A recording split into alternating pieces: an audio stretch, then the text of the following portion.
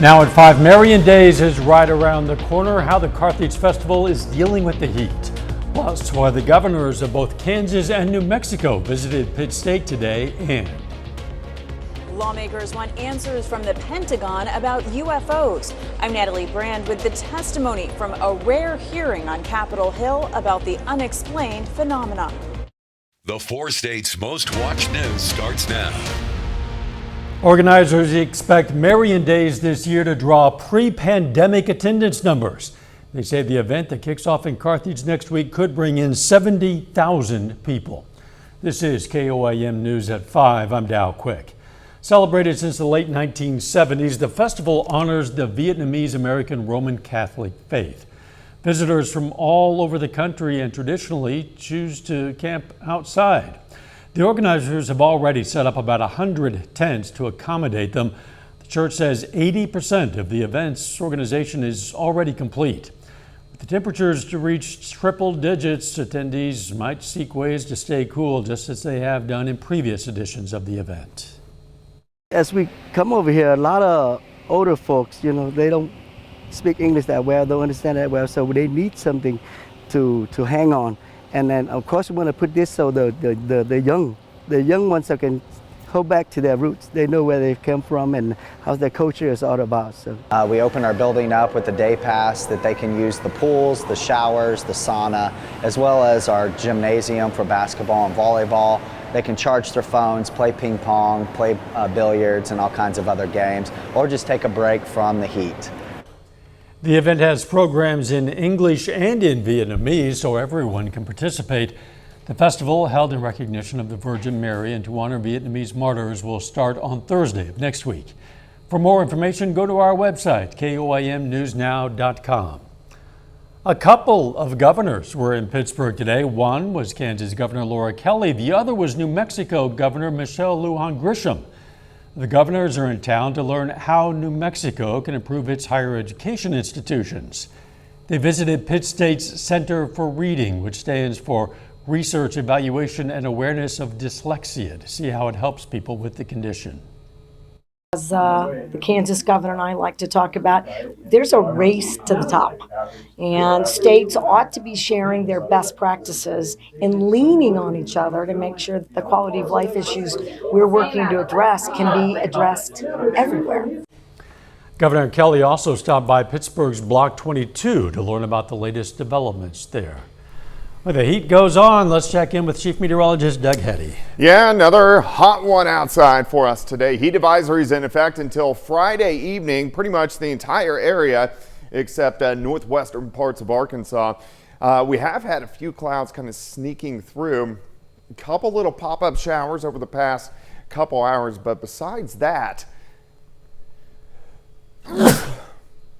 I held that in for, that was like 20 seconds. Wow. Of seriously holding that in. I thought I was going to make it. I didn't.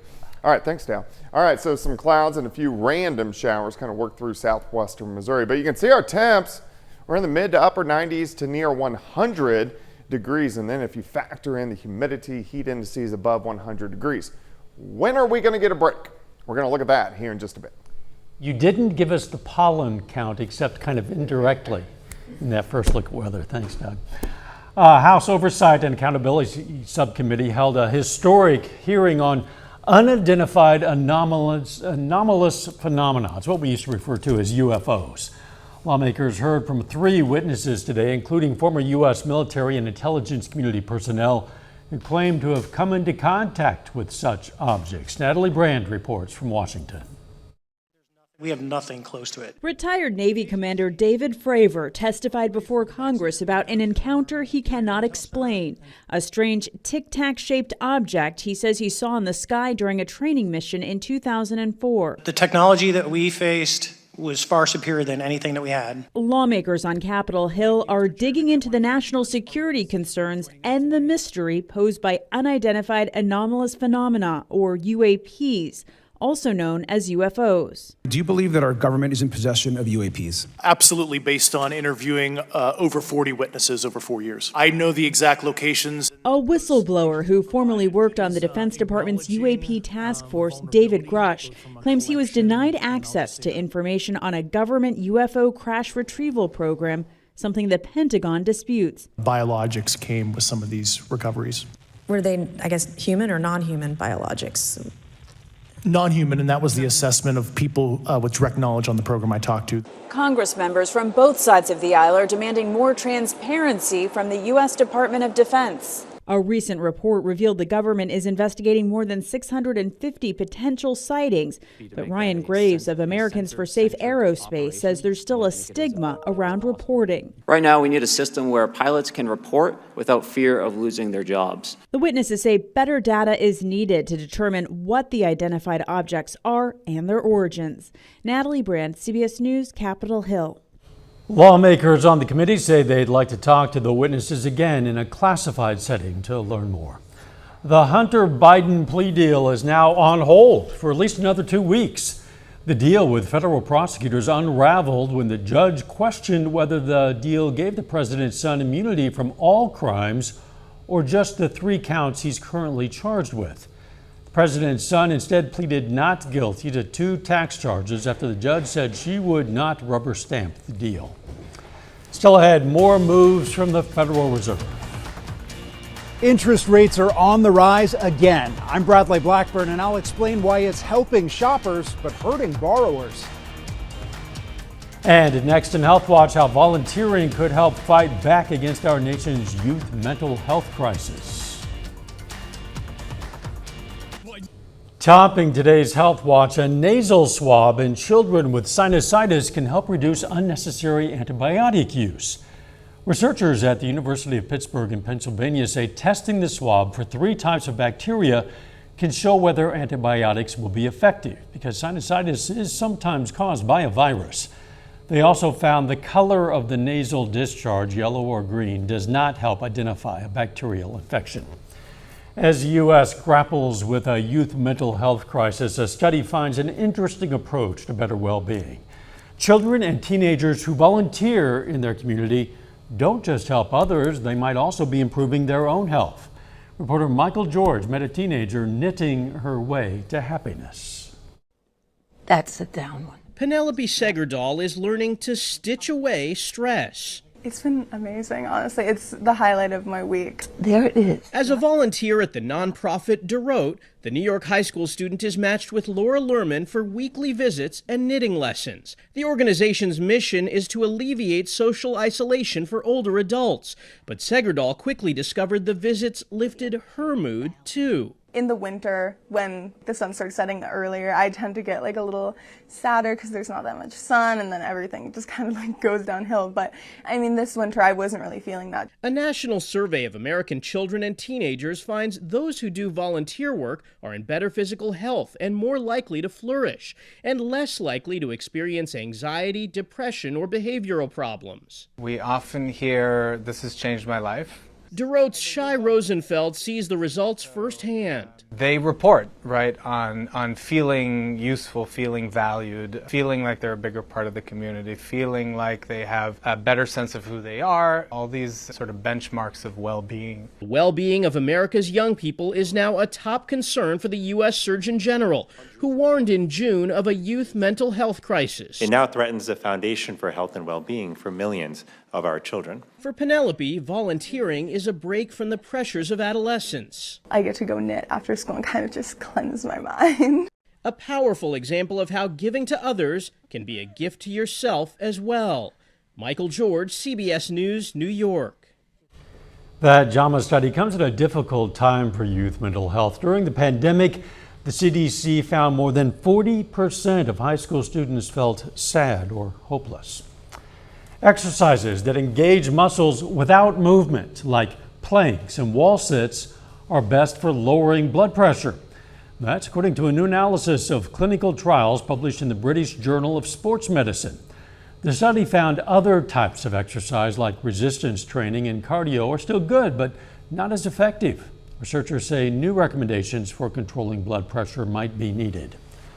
Artificial intelligence is improving risk predictions for death from several diseases, including lung cancer.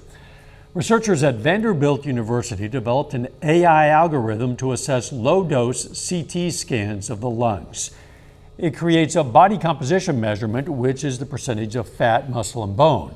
They found patients with abnormal measurements were at greater risk of death from lung cancer, cardiovascular disease, and other causes. And that is a look at today's health news. A little bit later, our Pet Vet on Call. Hi, I'm Dr. Eva Dudek from Parsons Pet Hospital. Coming up, we're going to tell you how to make your move easier on your kitty cat. Plus, it's definitely hot outside. When are we going to see some relief? We're going to look at that coming up.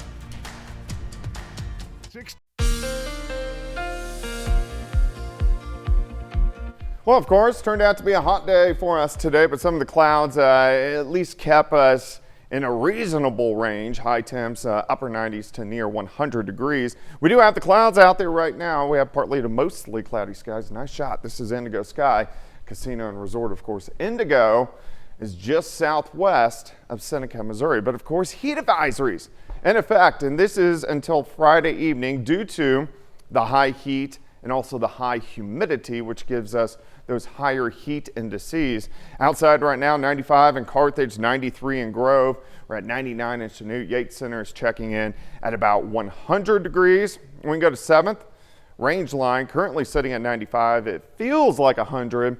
And Dew Point is checking in at 68. Anytime it gets above about 65 in the summer months, it heats up. So heat indices right around 100, 102, 103, 104. Once you get into our western counties, the wind makes it feel a little bit better.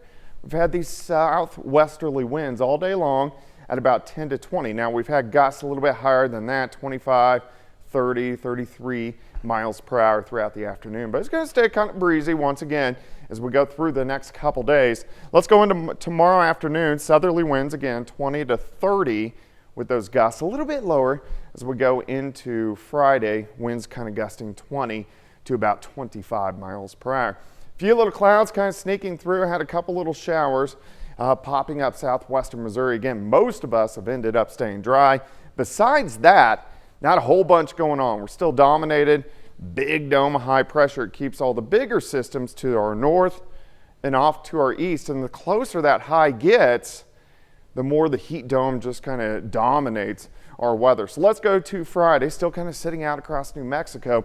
Watch what happens as we go into the weekend. And early next week, it starts to move in. We are going to get a few showers rotating around it, but that high sits right on top of us through next week and then starts to break down late next week. So we're not going to really see a break from the heat until this area of high pressure breaks down, which it doesn't even look like it's going to do until late in the week next week. Let's go through time. Next 48 hours, dropping back upper 70s to near 80 by morning. Let's go to the noon hour. Still, again, we're going to have some clouds working through. We can't rule out an isolated shower popping up during the afternoon. High temps right around 100. You can see a few little showers popping up right around 100 once again as we go through the daytime hours for us tomorrow. In fact, we'll look at your day planner for you. Starting at 79, 93 by noon. High temp right around 100 degrees. On Friday, much of the same, partly sunny skies, high temps again, right around 100 degrees as we go into the afternoon. Plus our heat indices are going to be up there. Heat index about 105, 106 by the time we go into tomorrow afternoon. All right, 100 over the next 3 days, alert days, Thursday and Friday, due to our heat index. And then I'm going to put possible alert days early next week because the temp gets even hotter. 103 Monday, 105 Tuesday, 105 on Wednesday. Little relief late next week. But wow, that's brutal. It is. The air conditioners are getting a workout. I know it. Thanks, Doug. Coming up, why the Federal Reserve announced another interest rate hike. Topping today's Consumer Watch, in June, the Federal Reserve decided to leave interest rates alone. But a new month brings a new decision and rates are rising again. Reporter Bradley Blackburn tells us why. Federal Reserve Chairman Jerome Powell says inflation is improving, but not enough. The committee raised the target range for the federal funds rate by a quarter percentage point, bringing the target range to 5.25% to 5.5%. The decision brings the benchmark rate to a 22-year high. And as rates have gone up, inflation has been falling and is now at 3%. According to the Consumer Price Index, or CPI, items like appliances, TVs, and other electronics are actually dropping in price. But necessities like rent, electricity, and food continue to move higher. Fed officials would like to see all the components of the CPI and other inflation measures, that all components are moving lower. The Fed's actions are easing inflation, but making it more expensive to borrow money. The average rate for a used car loan is 11%. Credit cards are close to record highs at 20.5%. And mortgage rates are near 7%, up from 5.5% a year ago. The question now, will those rates go higher? The Fed meets again in September. I would say it is certainly possible that we would raise funds again at the September meeting if the data warranted. And I would also say it's possible that we would choose to hold steady at that meeting. The Fed will consider economic conditions and, of course, inflation, which the Fed wants to see come down to 2%. Bradley Blackburn, CBS News, Montclair, New Jersey. New home sales are dropping. They were down 2.5% in June compared to May, but sales for new construction is still up, nearly 24% from a year ago. Buyers have been relying on those bills as an alternative to existing homes. That's because there just aren't many homes for sale. This slump could mean affordability is becoming more of a concern for prospective homeowners. Juul Labs says it's asking the FDA to approve a new high-tech e-cigarette system. It calls it a next-generation vapor platform that it claims combats underage use and improves safety. According to the company, the e-cigarette connects to an app that enables age verification and device locking. It also has tamper-proof pods with ID chips and a new heating system. Our Pet Vet on Call next.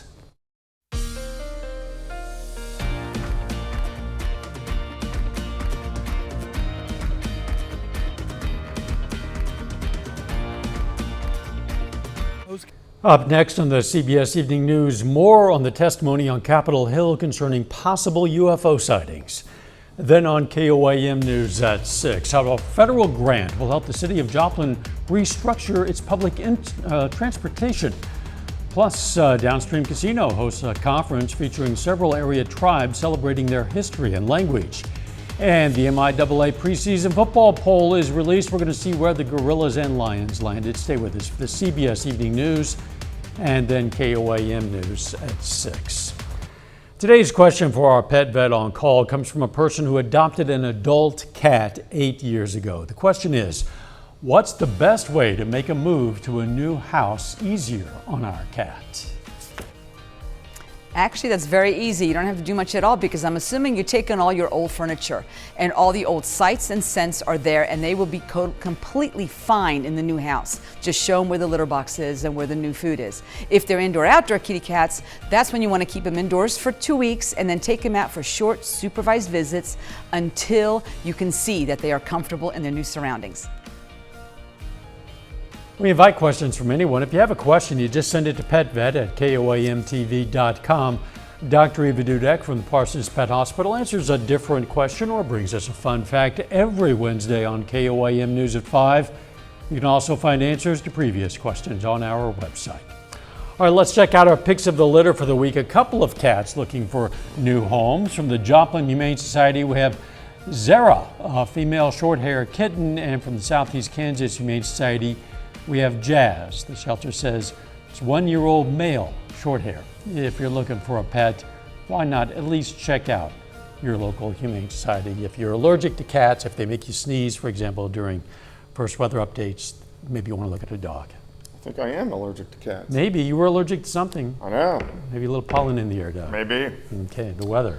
A little bit of heat in the air, right around 100 over the next several days, alert days, Thursday and Friday. And then the heat actually intensifies next week, so that's why we're going with possible alert days for Monday, Tuesday, Wednesday. Very few chances for rain, just kind of hit and miss over the next few days. Thanks for joining us. The CBS Evening News is next, and of course, we're going to be right back here for KOAM News at 6. See you then. Let's make it a great evening.